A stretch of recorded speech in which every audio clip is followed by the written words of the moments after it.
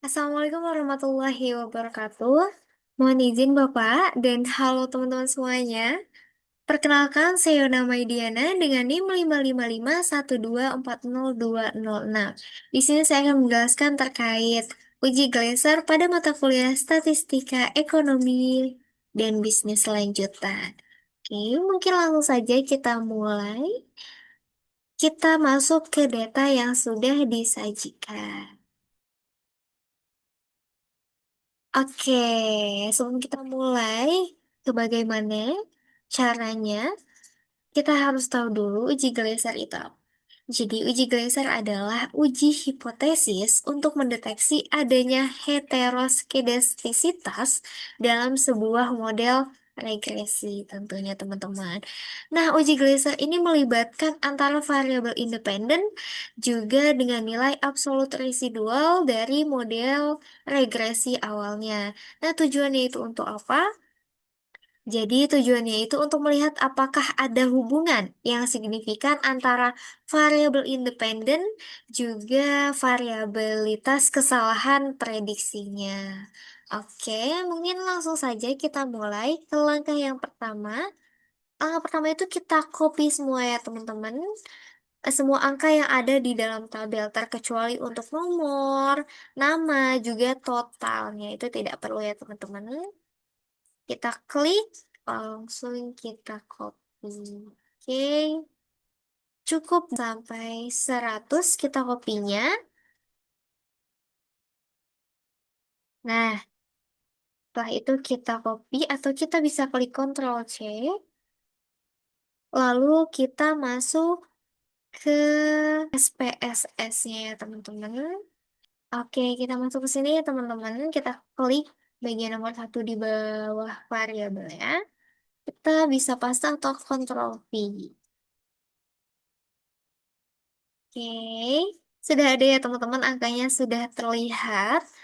Oke, sekarang kita masuk ke variabel view-nya. Nah, sekarang kita klik dua kali yang di bagian name, kita ubah menjadi variabel x1, lalu bawahnya kita klik sama, kita ubah ke variabel x2, juga untuk yang ketiga kita ubah ke y. Oke, untuk width-nya kita pilih menjadi 6. Lalu karena tadi di awal ada angka desimalnya atau ada angka di belakang koma, ini saya hilangkan angkanya, kita ubah desimalnya menjadi 0. Oke, setelah itu kita ke kolom, sama kita ubah menjadi 6. Dan untuk measure-nya kita pilih yang scale. Oke, setelah itu di bagian label sini kita berikan labelnya yaitu untuk X1 atau variabel satu itu kualitas layanan. Nah, untuk yang X2-nya itu promosi dan yang untuk Y-nya itu kepuasan masyarakat. Oke, jika sudah, kita balik lagi ke data view. Nah, sudah terlihat teman-teman, sudah tidak ada angka desimalnya. Setelah itu kita klik Analyze, kita pilih yang Regression, dan kita klik yang Linear. Oke, sudah ada. Untuk di sini kan ada dependent juga independen. Nah, bagian mana saja yang harus dimasukkan? Jadi untuk variabel X1 dan X2 kita masukkan ke dependent, sedangkan kepuasan masyarakat atau variabel Y-nya kita masukkan ke dependent. Oke, jadi kita masukkan satunya ke independen di X2-nya dan Y-nya variabelnya kita masuk ke dependent. Oke, setelah itu kita klik statistik. Oke, plots juga sudah aman dan save. Kita klik yang ada standardize-nya. Oke, setelah itu kita klik continue dan kita klik oke. Nah, di sini sudah keluar ya teman-teman. Outputnya Kita lihat. Nah, sudah terlihat ya teman-teman, outputnya sudah kelihatan, sudah keluar. Tahap selanjutnya kita tutup terlebih dahulu.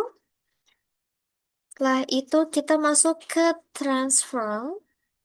Kita klik yang compute variable.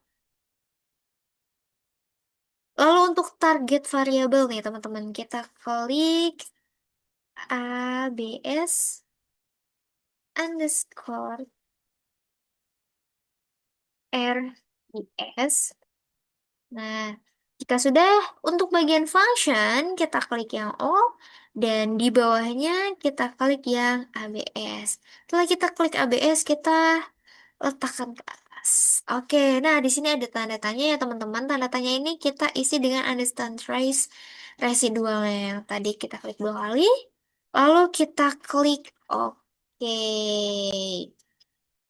Nah, setelah itu kita lihat apakah ada outputnya atau bagaimana.